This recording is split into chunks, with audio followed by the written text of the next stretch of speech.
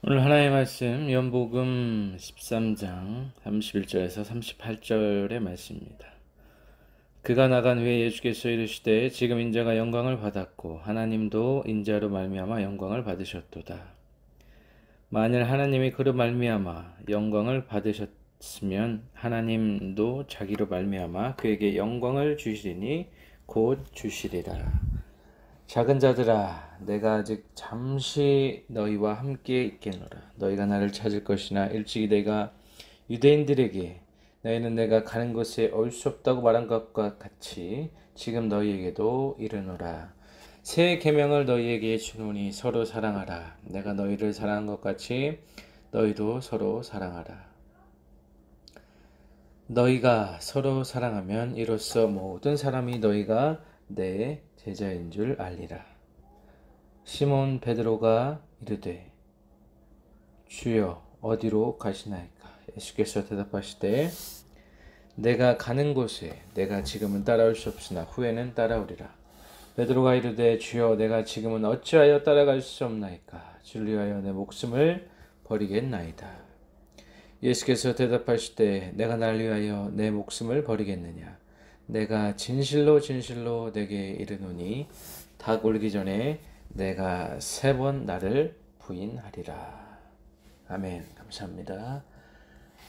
기도하겠습니다. 아버지 하나님 감사합니다. 오늘도 주님 앞에 예배드리길 원합니다. 주의 말씀을 오늘 대할 때에 주께서 성령께서 함께 계셔서 이 말씀을 듣는 모든 자들이 살아나게 하시고 회개하게 하시고 날마다 주님 앞에 거룩한 자녀로 살아갈 수 있도록 주여 도와 주옵소서. 감사하며 예수 그리스도의 이름으로 기도합나이다. 아멘. 오늘 요한복음 말씀 주님의 고별 강화 중에 첫 번째 부분이라고 할 수 있습니다. 오늘 본문의 말씀이 서원 역할을 하고 또 예수님의 인격과 사역에 대한 예수님이 어떤 분이신가, 예수님의 신앙과 정체성에 대해서 계속해서 제자들에게 또 대중들에게 주님께서 말씀하고 있습니다. 예수님께서 최후의 만찬 후에 또 제자들의 발을 씻기신 후에 하나님의 자녀들에게 또 새 언약 백성들에게 주시는 교훈이라고 오늘의 말씀을 볼 수가 있습니다. 그래서 예수님은 자신의 인격과 사역, 자신이 하는 모든 행동들이 하나님의 영광을 위한 것이고 또 자신이 떠날 것을 이제 공식적으로 말씀하고 계십니다. 그러면서 새 언약 백성들에게 새로운 계명을 주님께서 주고 계십니다. 31절부터 33절의 말씀은 예수 그리스도께서 떠나시고 또 영광을 받으실 것이라는 내용으로 기록되어 있습니다. 31절 말씀 보면 그가 나간 후에 예수께서 이르시되 지금 인자가 영광을 받았고 하나님도 인자로 말미암아 영광을 받으셨도다 라고 기록되어 있습니다. 그가 나간 후에라는 것은 여기서 우리가 알 수 있듯이 그라는 것은 유다가 떠난 것에 대한 반복의 말씀입니다. 그래서 유다가 퇴장했다라는 것은 이 만찬 장면과 또 만찬 이후 사이에 뚜렷한 경계를 나타내고 있다는 것이죠. 그래서 유다의 행동은 이제 다음에 이어질 강화를 위한, 다음에 이어질 예수님의 말씀을 위한 장면을 준비하고 있다는 것입니다. 그래서 여기서 예수님께서 마지막으로 자신을 또 인자라고 부르시죠. 인자가 영광을 받았다.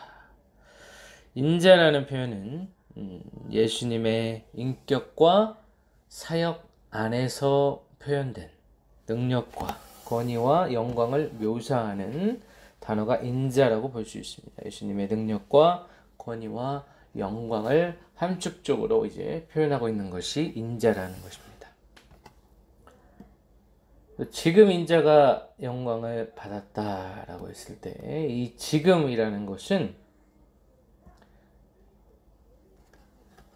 이 인자의 능력과 권위가, 예수님의 능력과 권위가 그분의 영광을 궁극적으로 표현하기 시작한 때라고 볼 수 있습니다. 그래서 현재의 상황과 배신 이후의 순간을, 이제 유다의 배신 이후 순간을 나타나고 있다는 것입니다. 그래서 이 지금이라는 것이 현재와 미래가 긴밀하게 조밀조밀하게 엮여 있다는 것입니다. 그래서 이 중요한 때에 예수님께서 이러한 고별 강화의 말씀을 하고 계신다는 것입니다. 그리고 하나님도 인자가 영광을 받고 하나님도 영광을 받았다고 했는데, 예수님께서 영광을 받으시는 것은 인간들이, 당시 사람들이 생각하는 것과는 다른 방식으로 지금 영광을 받았다는 것입니다. 이 십자가라는 것이 유대인들에게 있어서, 당시 사회에 있어서는 큰 죄를 지은, 중대 범죄를 지은 자들에게 내리는 형벌이라고 볼 수 있습니다. 나무에 달렸다는 것은 그 사람에게 있어서 가장 큰 수치를 안겨주는 그러한 징벌인데, 이 십자가는 이제 수치가 아니라 영광이 되는 것이죠. 이것은 당시 사람들의 사고방식을 뛰어넘는, 그들의 생각을 뛰어넘는 하나님 아버지의 계획 안에서 이루어진 이 사건이라고 볼 수 있습니다. 그래서 인자가 가장 높임을 받으시는 것이 아이러니하게도 십자가 위에서 인자가 영광을 받고 높임을 받는다라는 것입니다. 이 십자가라는 것이 세상을 향한 하나님의 사랑입니다. 이 십자가가 결국엔 하나님께서 우리들에게 표현하는 방식이라는 것이죠. 하나님의 방식인 이 십자가를 통해서 우리에게 자신이 어떻게, 당신이 어떻게 우리를 사랑하시는지 나타내고 있다라는 것입니다. 요한복음 3장 16절의 말씀, 우리가 잘 알고 있는 이 말씀에서 하나님의 사랑의 모습을 볼 수가 있죠. 3장 16절에 보면, 하나님이 세상을 이처럼 사랑하사 독생자를 주셨으니 이는 그를 믿는 자마다 멸망하지 않고 영생을 얻게 하려 하심이라 라고 했습니다. 그래서 독생자를 주심으로, 독생자를 십자가에 매달아 죽이심으로 우리에 대한 자기 사랑을 주님께서 확증하셨다라고 우리가 해석할 수가 있습니다. 32절 말씀, 만일 하나님이 그로 말미암아 영광을 받으셨으면 하나님도 자기로 말미암아 그에게 영광을 주시리니 곧 주시리라 라고 했습니다. 이 영광을 받으셨다는 것이 단시간적으로 그 순간에 끝나는 것이 아니라 과거와 현재와 미래, 이 전시간적으로, 시간을 넘어서서 초시간적으로 하나님께서 영광을 받으신다라는 것입니다. 십자가는 하나님이 영광을 받으시는 것이고 예수 그리스도께서도 영광을 받으시는 것입니다. 실제 이 역사적인 시간 안에서 이루어진 이 십자가 사건이 의미하는 것은 곧 십자가는 죽음이 아니라 부활이라는 것이죠. 죽음을 죽임으로 영원한 생명을 우리에게 주셨다라는 것입니다. 히브리서 12장 2절 말씀 보면, 믿음의 주요 또 온전하게 하시는 이인 예수를 바라보자. 그는 그 앞에 있는 기쁨을 위하여 십자가를 참으사 부끄러움을 개의치 아니하시더니 하나님 보좌 우편에 앉으셨느니라. 그래서 하나님께서 십자가의 수치심을 개의치 아니하시고 영광 받으시고 부활하셔서 지금 하나님의 우편에 앉아 계신다라는 것입니다. 세상이 부끄러움으로 본 것을 아들께서는, 우리 예수 그리스도께서는 기쁨으로 수용하셨습니다.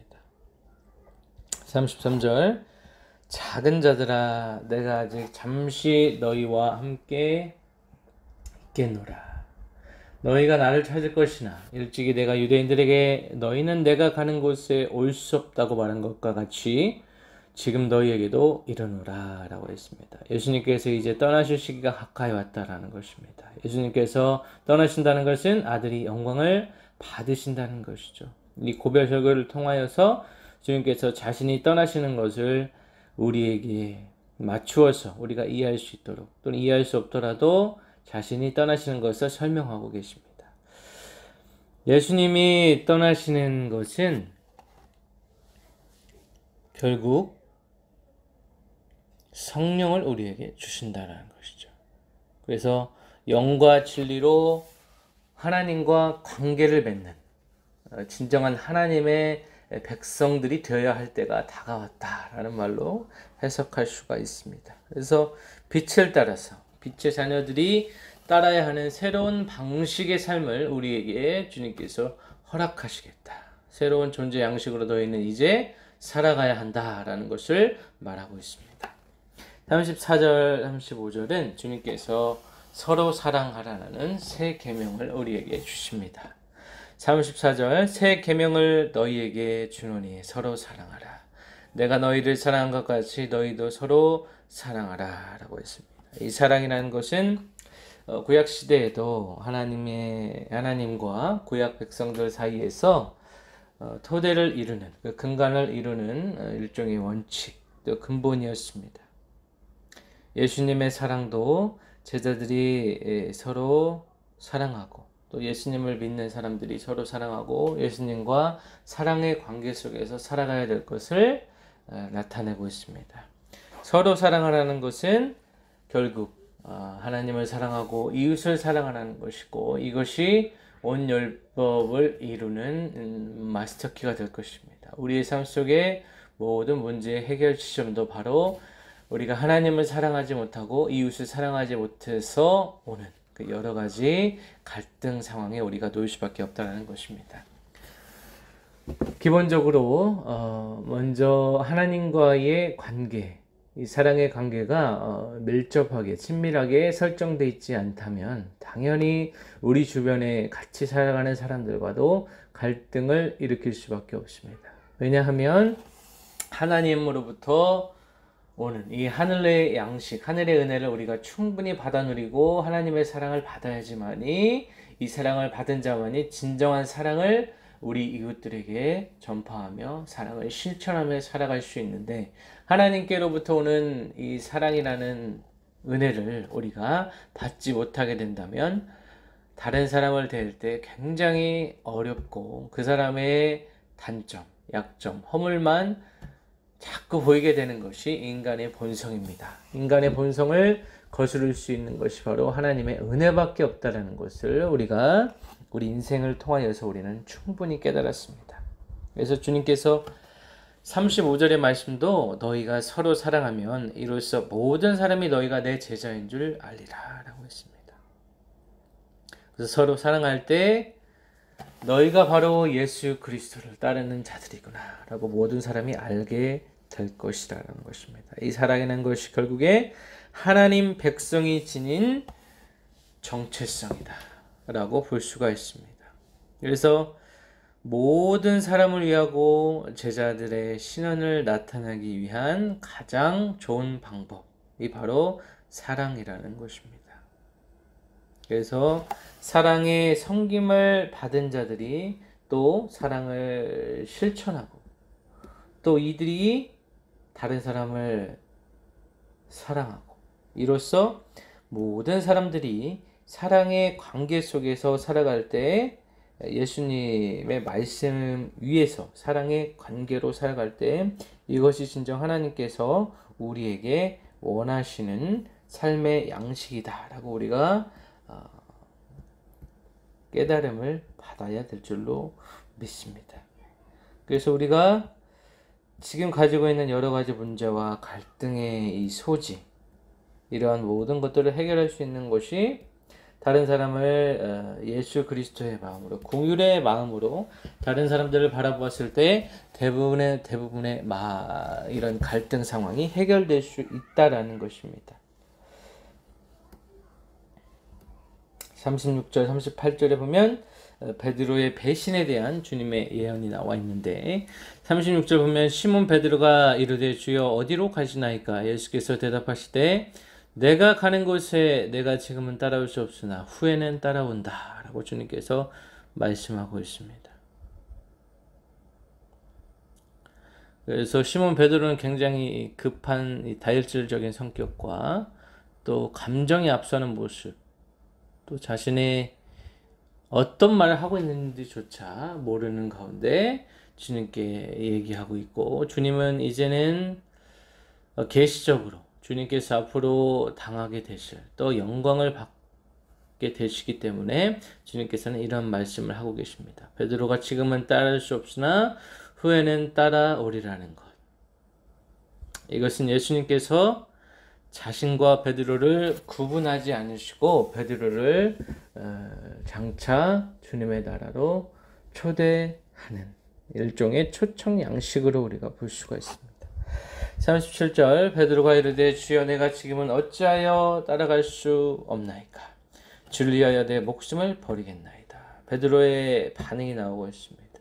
심지어 예수님을 책망하는 듯한, 이제 심지어 예수님께 도전하는 듯한 모습을 보이고 있지만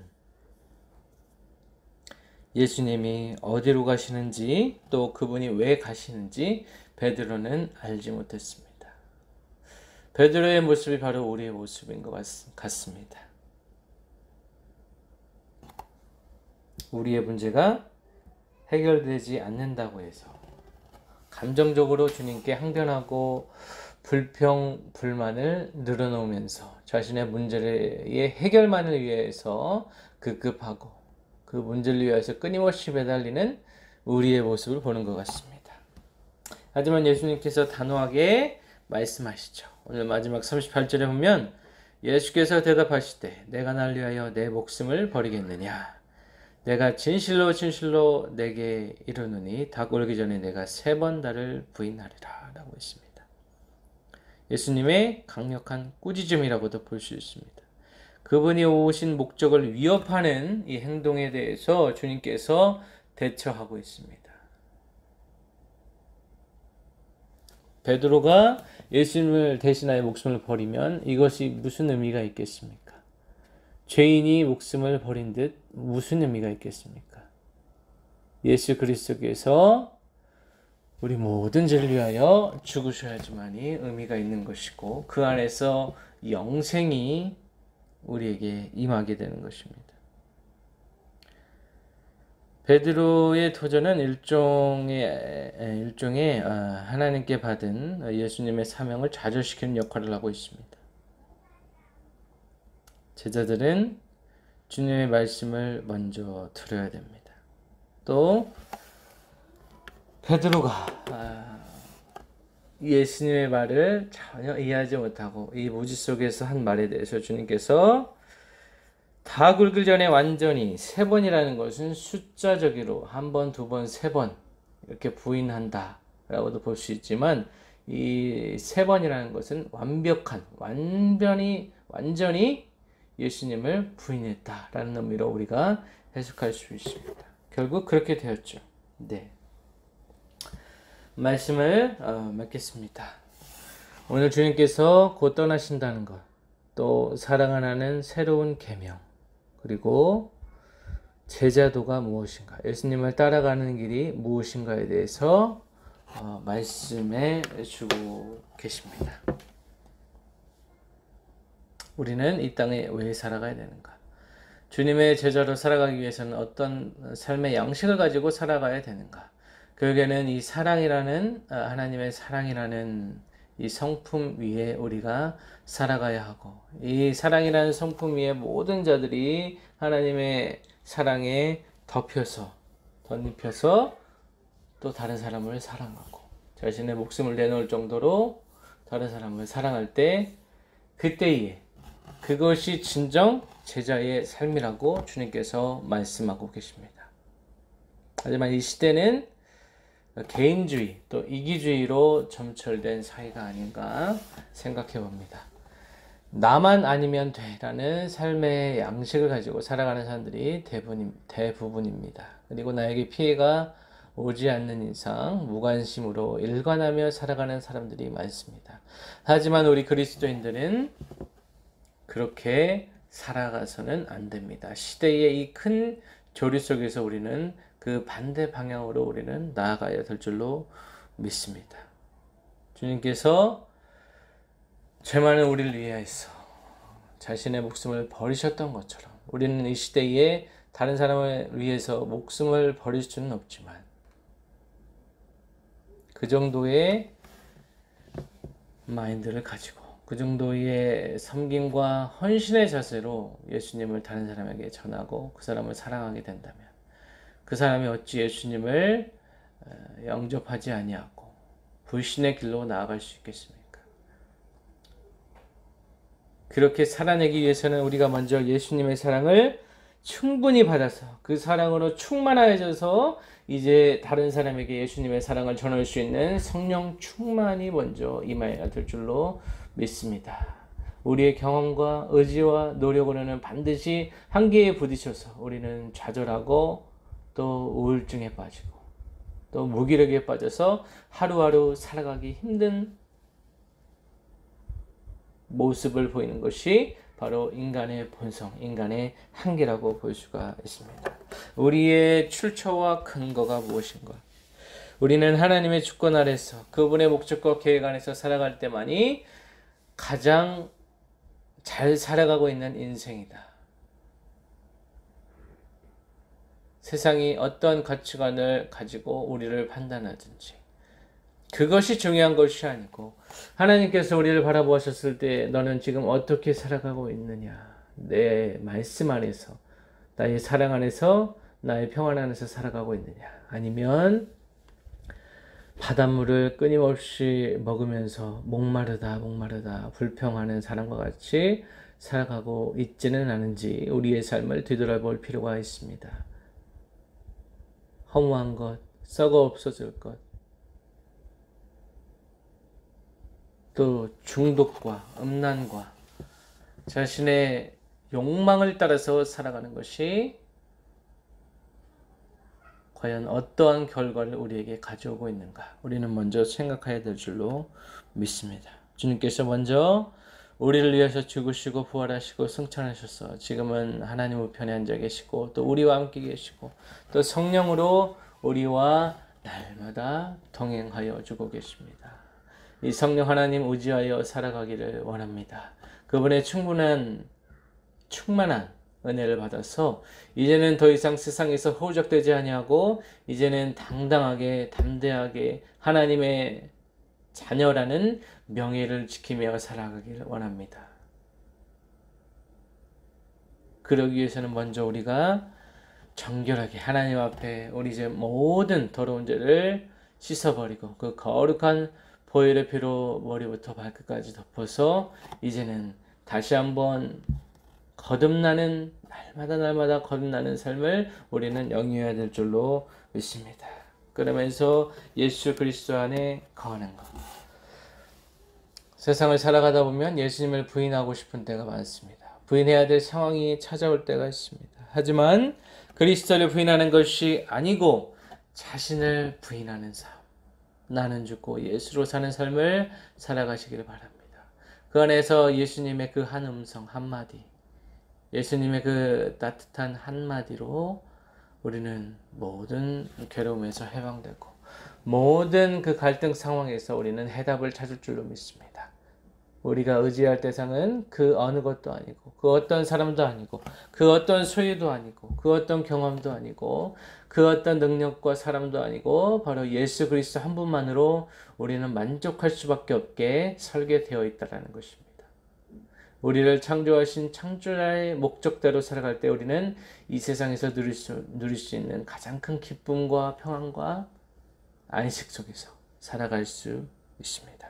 이번 한 주도 주님의 사랑 안에서 평안하게 살아가시기를 예수 그리스도의 이름으로 간절히 축원합니다. 기도하겠습니다.